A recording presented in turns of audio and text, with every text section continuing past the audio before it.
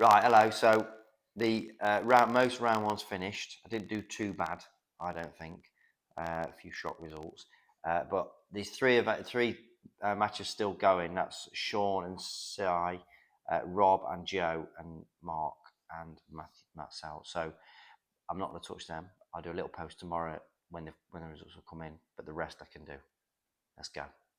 I think it's C, someone said on YouTube. So if they took the trouble to write in and let you know, you should take that on board. Okay. For the record, I also find this to be a totally pointless exercise following your previous efforts, which were somewhat poor. Anyway, I think you did all right. Ronnie and Hussein Vafai, get your popcorn ready. Massive, massive grudge match. Absolutely. Every credit to Hussein for calling him out. It's a big call. We'll find out whether that will actually rattle his cage and make him play worse, or it might focus his mind, Ronnie's mind, and could be a bad one. But yeah, absolutely every credit. Hussein can win that, obviously, but obviously we've got to go with Ronnie because it's Ronnie O'Sullivan, and it'd be really interesting. Very excited about that match. So I'm going to go Ronnie 13, Hussein 8. Luca Breckle and Mark Williams. Luca did very well in the match because I think Ricky came back at him, didn't he? And made a great break in the last. I think that is that the first match he's won there. So they've got through that barrier. So he'd be feeling great to win a match like that. Close is great. But Mark's very clever player. Over 3 sessions, you feel like he's going to win a lot of the tactical ones, but you never know. But I'm going to go with Mark. Snooker royalty. Mark 13, Luca 8. Anthony McGill and Jack Lasowski. Brilliant win for Anthony today. Shocked. That's the biggest shock, isn't it? Beating Judd. I did say he could win. I said it'd be close. I thought I did have Judd winning, but close. But it doesn't surprise me that Anthony's won. He'd be buzzing. Jack won, but towards the end, Nopon came back at him. So I think going on the way they've won, and Anthony being the steadier, very tough one to call. I'm going to go with Anthony. 13-10. Mark Allen and Stuart Bingham. Well, Stuart, I backed against him last time. He gave me the finger online. Bad one. So I feel a bit bad. And I don't like it. This is why I didn't like doing this. You're backing against people, and it seems like I'm wanting people to lose. I'm not. It's got to pick someone. Rest assured, I highly doubt anyone's watching.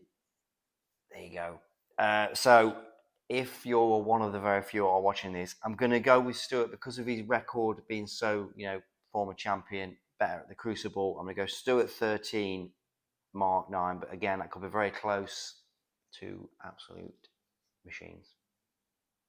Stuart would probably prefer it if you would start referring to him by his proper name, which is indeed Stuart.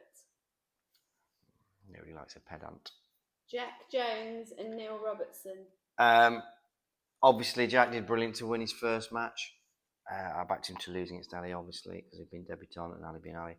But obviously, Neil I did say at in the first video that he could be as dark as horse he could ever be, being Neil Robertson, because he's coming in with not a lot of form, not a lot of expectation, and he's brilliant. So, and the way he played, he looks good. So, but I'm going to go Neil 13, Jack 6. For me, the most controversial thing about this match is that Jack spells his name without a C, and I'm not sure how I feel about that.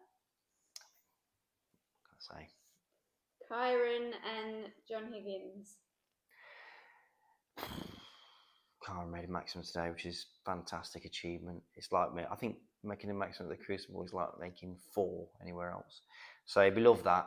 He loved that bit of history. That is really toss of a coin for me, but I'm going to go with John because it's John, Snooker royalty, 13-11. But that doesn't surprise me what happened there. They're both playing well, and yes, very, very tough one to call that. And that's it. Right? I think that's all the matches. Right. You've reeled out all the cliches.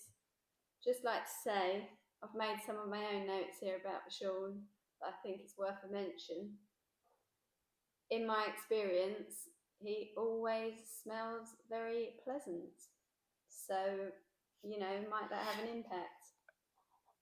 I'm not sure about that, to be honest, but we'll find out. Well, we'll ask. We can ask if somebody can email Sile if C smell.